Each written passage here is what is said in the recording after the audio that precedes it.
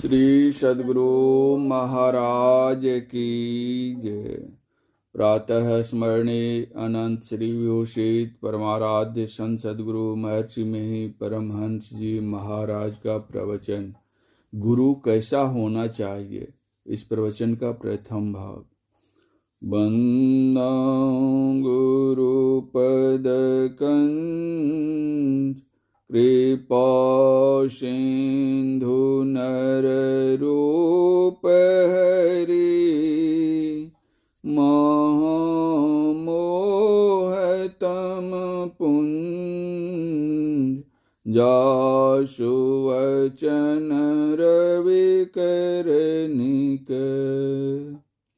धर्मानुरागिनी प्यारी जनता, ईश्वर की प्राप्ति ईश्वर की भक्ति से ही होती है। ईश्वर की भक्ति ही ईश्वर की प्राप्ति के लिए सुगम साधन है। यह बात भारत में बहुत प्रसिद्ध है, इसलिए भारत के लोग अधिक से अधिक ईश्वर भक्ति की चर्चा किया करते हैं। बात बिल्कुल यथार्थ है, केवल रोचक नहीं, रोचक होते हुए भी यथार्थ है। रोचक हो और यथार्थ नहीं हो तब भी साधु महात्मा जो ऐसी बात कहते हैं तो जिस ओर रुचि बढ़ानी चाहिए बढ़ाते हैं, इसमें तो दोष नहीं है। ईश्वर प्राप्ति के लिए ईश्वर भक्ति रोचक भी है और यथार्थ भी। ईश्वर भक्ति के लिए ईश्वर का स्वरूप जानना चाहिए। ईश्वर की प्राप्ति के लिए ईश्वर की भक्ति सुगम साधन है। इस बात को जो जानते हैं अथवा इस बात का जिसको ज्ञान है वे ही ईश्वर भक्ति में पड़ते हैं। मतलब यह है कि ईश्वर भक्ति के लिए ईश्वर स्वरूप का ज्ञान अवश्य चाहिए। यदि विश्वास हो कि ईश्वर की स्थिति नहीं है तो ईश्वर भक्ति के लिए कोई आग्रह नहीं। कुछ ज्ञान की आवश्यकता पहले होती है, क्योंकि बिना जाने क्या कर सकते हैं, अर्थात कुछ नहीं कर सकते हैं। किसी प्रकार कुछ जानना बहुत आवश्यक है। इसलिए यह बहुत कहने योग्य है कि ईश्वर भक्ति के लिए ईश्वर स्वरूप का ज्ञान होना चाहिए। किसी विषय के लिए हो, यदि अपने लिए हितकर होता है तो उस विषय की ओर एक आकर्षण सा होता है। आप लोगों को मालूम है कि अपने देश में द्वापर युग का अंत होते होते एक बड़ा भारी युद्ध हुआ था और भरतवंशी में युद्ध हुआ था। भरतवंशी दो भागों में बटे थे, कौरव और पांडव। भरतवंश में कुरु नाम का एक राजा हुआ था, इसीलिए कौरव और पांडवों के पिता का नाम पांडु था। इसीलिए पांडव, किंतु दोनों ही कौरव थे और भरतवंशी थे। वह युद्ध 18 दिनों में समाप्त हुआ था। वह बड़ा भयंकर गृह युद्ध था। पांडव जीत गए और कौरव सब मारे गए।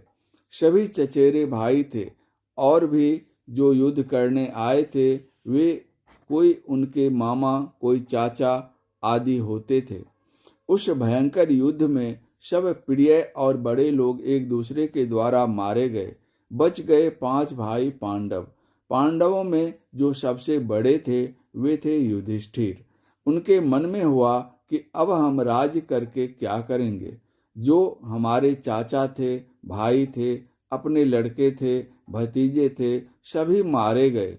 अब राज्य किसके लिए करें। यह कहकर वे बहुत रोते थे कि मैंने बहुत पाप किए। लोग कहते हैं कि तुम क्षत्रियों के धर्म के अनुसार युद्ध किए हो, मारे हो, तुम ऐसा क्यों कहते हो कि पाप हो गया है। फिर भी लोगों की बातों से इनका मन नहीं मानता था। व्यास और कृष्ण ने भी समझाया, लेकिन वे समझे नहीं। अंत में व्यासदेव जी ने कहा कि तू पाप पाप क्यों बोल रहा है, यज्ञ करो, अश्वमेध यज्ञ करो। युधिष्ठिर ने कहा कि अश्वमेध यज्ञ के लिए तो बहुत धन चाहिए, मेरे पास धन कहाँ। हमारे आश्रित जो राजे लोग थे उनके कुछ धन लेकर मैंने खर्च किया और कुछ दुर्योधन ने लेकर खर्च किया। उनसे धन मांगूं तो कहाँ से वे देंगे। और जो भी धन हस्तिनापुर का था उसको दुर्योधन ने खर्च किया। हम लोग तो जंगल में थे। व्यासदेव जी ने कहा कि पहाड़ों में बहुत धन है। मरुत राजा ने यज्ञ किया था और उन्होंने इतना धन दान लोगों को दिया था कि लोग न ले जा सके। उस पहाड़ में गाड़ दिया। मैं रास्ता और अनुष्ठान बताता हूँ, वहां जाओ, धन ले आओ और यज्ञ करो। युधिष्ठिर ने व्यासदेव की बात में विश्वास किया। उनके बताए हुए मार्ग से गए, अनुष्ठान कर धन प्राप्त किए और धन लाकर अश्वमेध यज्ञ किया। मतलब यह है कि बिना जाने आदमी क्या करेगा, इसलिए पहले जानना चाहिए, अर्थात ज्ञान चाहिए। युधिष्ठिर के लिए वह धन पहले अव्यक्त था। अव्यक्त में उसकी आसक्ति होती है, वही आसक्ति प्रेम में प्रवाहित होती है और उससे वह खींचता है और धन लाने जाता है। ईश्वर भक्ति के लिए ईश्वर स्वरूप का जानना आवश्यक है, नहीं तो अपना प्रेम किधर रखा जाए। इसलिए थोड़ी देर ईश्वर स्वरूप के संबंध में सुनिए। इससे निर्णय होगा कि उसकी प्राप्ति के लिए क्या काम करना होता है। ईश्वर कभी हुआ है ऐसा नहीं, वह है ही है। कब से है इसका समय बताना असंभव है।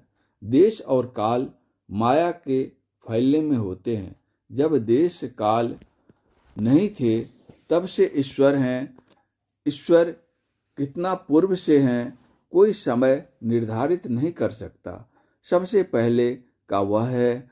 यह ज्ञान किसी धर्म वाले को पूछो कि ईश्वर सबसे पहले से है कि पीछे हुआ, सभी कहेंगे कि ईश्वर सबसे पहले का है।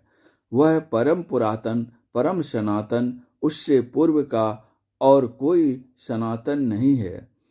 वह अपने अतिरिक्त अवकाश छोड़कर रहता है, ऐसा नहीं। सूर्य का गोला बहुत बड़ा है, इस पृथ्वी से कई हजार गुना बड़ा है, लेकिन सूर्य की सब तरफ अवकाश है। तारामंडल व पृथ्वी, जिसको सौर जगत कहते हैं, वह भी अपना हद रखता है और उसकी चारों ओर अवकाश है। कबीर साहब ने कहा है कि ईश्वर के अतिरिक्त पहले कुछ नहीं था। प्रथम एक सो आपे आप, निराकार निर्गुण निर्जाप। वह परमात्मा कभी बन गया है ऐसा नहीं, किसी कारण से वह हुआ सो भी नहीं। कबीर साहब ने एक बड़ी बात कही है, मूल न फूल बेली नहीं बीजा, बिना वृक्ष फल सोहे। न उसकी जड़ है, न फूल है, न लता है और न बीज है, केवल फल ही फल है। उसको किस रंग रूप में जाने। तो कहा निराकार निर्गुण निर्जाप, कोई आकार नहीं, रज सत तम कोई गुण नहीं, अर्थात त्रय गुणातीत वह है। इसलिए भगवान श्री कृष्ण ने अर्जुन को कहा था, निस्त्रय गुण्यो भावार्जुन। गोस्वामी तुलसीदास जी से पूछिए तो वे कहेंगे अगुण अखंड अलख अज है। तुलसीदास जी ने सगुण रूप से के बहुत गुणगान किए हैं और उन्होंने सगुण होने का कारण भी बताया है। भगत प्रेम वश सगुण सो होई। बाबा नानक से पूछिए तो वे कहेंगे अलख अपार अगम अगोचरी, ना तिसु काल न कर्म। अपार अर्थात आदि अंत रहित, और संत लोग भी यही बताते हैं। उपनिषद भी संतवाणी है, वेद वाक्य के तुल्य उसका वाक्य माना जाता है। उसमें है वायुर्थ को भुवनं प्रविष्टो रूपं रूपं प्रतिरूपो बहुव एकस्तथा सर्वभूतांतरात्मा रूपं रूपं प्रतिरूपो बहिष्य। कठोपनिषद। अर्थात जिस प्रकार इस लोक में प्रविष्ट हुआ वायु प्रत्येक रूप के अनुरूप हो रहा है, उसी प्रकार संपूर्ण भूतों का एक ही अंतरात्मा प्रत्येक रूप के अनुरूप हो रहा है और उनसे बाहर भी है।